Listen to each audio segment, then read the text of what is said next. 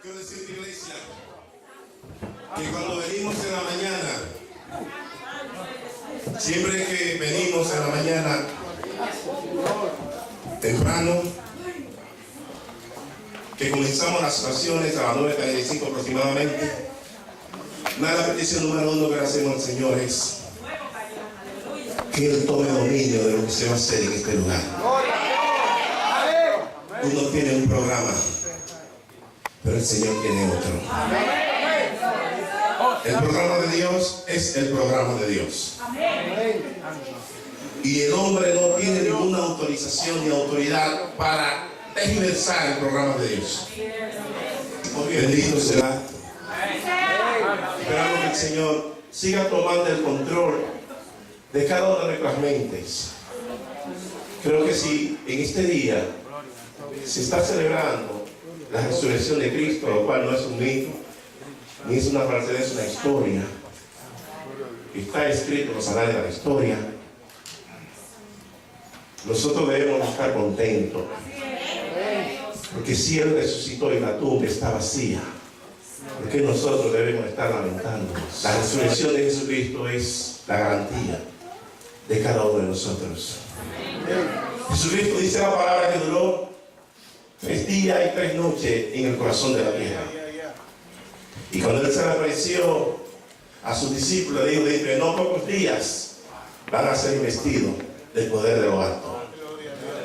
Y le dijo: esperaos aquí, aguardad en Jerusalén hasta que ustedes sean investidos, llenos de poder. Es importante, iglesia, que nosotros como creyentes que somos, como pueblo de Dios, estemos educados y no nos dejemos confundir de muchísimos mitos y de muchísimas creencias que quieren empañar, que quieren contaminar lo que nosotros creemos y es que nosotros le estamos profesando, en otras palabras, que nosotros presentamos a la humanidad.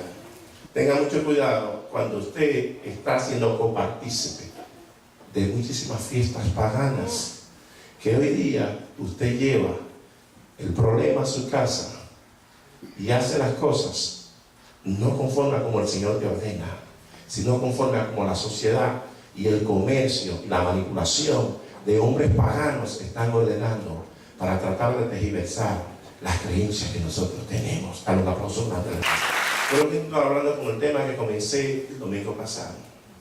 Quiero saludar a la iglesia en el amor de Jesucristo. Tenemos un privilegio, estamos aquí, tenemos la libertad. No queremos un evangelio de ley, sino un evangelio de gracia. No queremos un evangelio de indulgencias, y me explico. No queremos un evangelio de licencia para pecar, sino más bien un evangelio que a nosotros nos dé la capacidad que si pecamos, nos levantamos, pedimos perdón y el Señor nos restaura. Ahí está la gracia. Mientras la ley te condenaba, la gracia te dice que está en pecado, pero ahí tienes tu medicina sana. Es sana. Quiero seguir hablando con el tema descubriendo el púlpito o el trono de Satanás en nuestros hogares. Descubriendo el púlpito o el trono de Satanás en nuestros hogares. Es muy importante, iglesia, como padre que está aquí, los padres presentes, quiero por favor que pongan mucha atención, los niños, los adolescentes. Sé que hoy no va a poder terminar el material que comenzamos, pero sí quiero decirte, en 1 Samuel, capítulo 15, verso 22 hasta el verso 23, hay una pregunta que nosotros nos hacemos. ¿Por qué hay tanta rebeldía en nuestros hijos? ¿Por qué hay tanta rebeldía en nuestros hijos? ¿Por qué hay tanta rebeldía en nuestros hijos? Es importante que nosotros definir la palabra rebeldía, como le expliqué el domingo pasado. Rebeldía es oponerse, es cuando tú te opones a la autoridad, a la orden, a la ley que ha sido establecida para tratar de establecer la suya propia. Autoridad, oye bien, cuando tú estás rebelante contra Dios o te rebelas contra la ley que papá o que mamá ha establecido en tu casa, lo que tú estás haciendo, dice papá, mamá, Dios, tú no tienes razón. Quien la tiene soy yo y yo voy a hacer conforme a como yo quiera.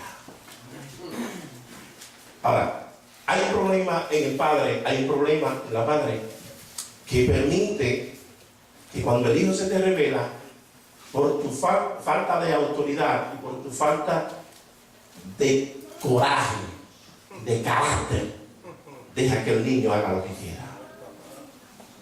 Cuando tú dejas que un muchacho adolescente que está en la edad de la pubertad, la edad en que está cambiando de niñez a adultez, eres niño un momento, es adulto en otro momento. Tiene mucha confusión, hay muchos cambios hormonales, hay muchos problemas. Y hoy observamos cómo está la sociedad. La sociedad ha establecido sus propios preceptos, sus propios principios, sus propias leyes, sus propias ordenanzas. Hoy día estamos observando que la sociedad está guiando a nuestros hijos. Ahora, es culpa tuya que deje que tus hijos sean guiados por la sociedad. El Señor te dejó parámetros, te dejó principios, te dejó leyes establecidas de cómo tú debes de guiar a tus hijos. Dale un aplauso grande. Observamos aquí que Samuel dijo, se trata de Jehová tanto los holocaustos y víctimas como en que se obedezca las palabras de Jehová. Ciertamente, el obedecer es mejor que los sacrificios y prestar atención que la grosura de los carneros. El obedecer es mejor, hijo que está aquí presente, que los sacrificios. Ahora, ¿qué se presenta? Hay un pequeño problema también. Hay un principio de legalización o de legalidad de parte de los demonios o de parte de los espíritus inmundos, de parte de nuestro adversario, el diablo, que el Señor nos reprenda. Cuando hay un padre que es un desobediente por idiosincrasia, por naturaleza, no tiene ninguna autorización o autoridad en sus hijos porque él es un desobediente. Y Dios está disgustado con ese padre. Por ello observamos que los hijos muchas veces actúan naturalmente de una forma desobediente. Y Dios dice aquí que Él se complace más en la obediencia que en el holocausto. El domingo pasado le explicamos, después ustedes buscan en el DVD y entonces lo pueden encontrar con mejor explicación. En el verso 23 nos dice: porque como pecado de la adivinación es la rebelión y como ídolos e idolatría la obstinación. A veces, explícame el domingo pasado, hay personas que dicen: yo no soy un idólatra, yo no soy un hechicero. Pero el ser obstinado, aquí dice que la rebelión es comparado con el pecado de idolatría. Es como un ídolo. Cuando tú te rebelas contra la autoridad establecida, sea la autoridad que Dios establece en su palabra, sea la autoridad que está representando a Dios en el hogar, papá, mamá, sea la autoridad que está en la escuela, que son los maestros, sea la autoridad que tiene un uniforme, aunque ellos en muchas ocasiones hacen abuso, también hay que respetarlo, porque están representando a Dios. Hay un principio que hay que respetar. ¿Están entendiendo? Voy a volver otra vez. Dice: por cuanto desechaste la palabra de Jehová. Si usted no hace lo que Dios le manda hacer, no espere que el vecino vaya a hacer su trabajo. ¿Me escuchan? Amén. Tú sabes que ahora la televisión, el internet o la computadora, los smartphones, el teléfono inteligente, los iPhones, los Galaxy, todos esos teléfonos finísimos que hay que ser un astronauta para entenderlo, ser un científico, los BlackBerry, todos esos teléfonos nuestros hijos lo tienen y ellos muchas veces saben operarlo mejor que nosotros, saben operarlo mejor que nosotros, pero hay unos ojos que Dios te dio y tú tienes que saberlo usar. Tú sabes lo que pica y lo que mata, tú sabes lo que es malo, tú sabes lo que no es bueno. Tú tienes que entender y conocer lo que es malo. Y cuando tú conoces lo que es malo, aquí observamos la generación de los puestos, la generación de los reyes.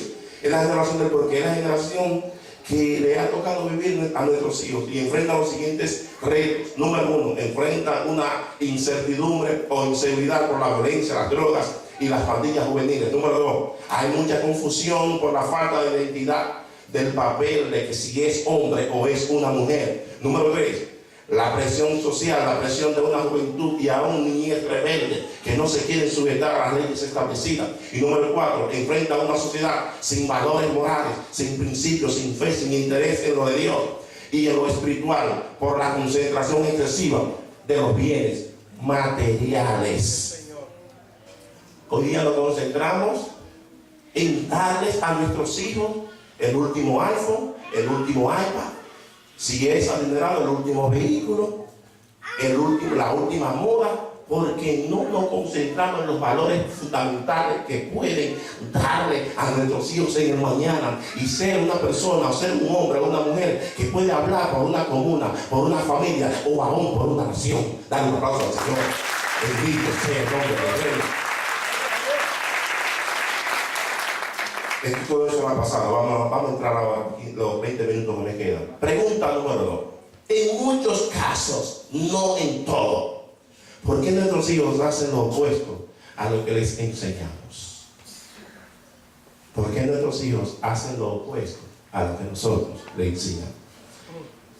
Vamos a ver qué nos dice Proverbios 22, verso 15. La Biblia nos enseña en Proverbios 22, verso 15, que la necedad está ligada al corazón del muchacho, mas la vara de la corrección la alejará de él.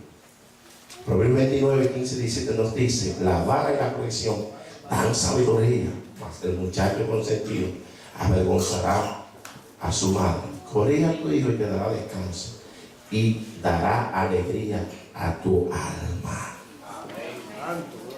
¿Cómo es la cosa? Ese asunto de dieta y tallazo en la casa, eso no funciona. Dice: la necedad está ligada al corazón del muchacho. Oye, el muchacho desde que nace comienza a desarrollar cosas que tú no le enseñas. Porque hay una naturaleza que está inclinada a lo que se conoce como la inclinación al mal, el yaser taf en el hebreo, y yaser ra en el hebreo también, la inclinación al bien. Pero conforme a como tú lo alimentes, ese muchacho se va a nutrir y va a practicar lo que tú le enseñas. ¿Me está escuchando? ¿Me está escuchando? Todo padre responsable es vigilante, porque no sabe a qué hora su casa puede ser invadida o minada. Eso dice en Mateo 34, verso 43. Eso lo dijo Jesús. Todo padre de familia es vigilante, porque no sabe a qué hora su casa puede ser vigilada, minada o invadida. Mientras tú estás durmiendo, a veces la esposa mía, que es una maestra en eso, oye, la computadora, la esposa mía en 2 puntos abajo. Está bien, hace tu tarea. Si mi hermano, que no podemos dormir en los laureles, predicando desde aquí y nuestra casa quemándose, destruyéndose. Las computadoras se oyen cuando están en el chateo. Tú no te puedes acostar en tu casa y dejar a que tus hijos hagan lo que quieran. Tú no sabes a qué hora tu casa puede ser invadida. Número 2.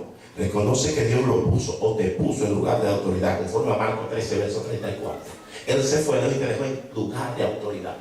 Tú tienes autoridad en tu casa. Y como tú tienes autoridad en tu casa, dice: no te descuida de su deber o de vigilar a su familia. El estado natural del ser humano desde la infancia se inclina a lo malo o la delincuencia. La corrección de los padres y adultos es el único remedio para impedir que esa mala inclinación tuerce el árbol para siempre y hacer que se enderece y se mantengan a rayas los malos brotes de amargura o de malcriadeza que pugnen por salir a la superficie.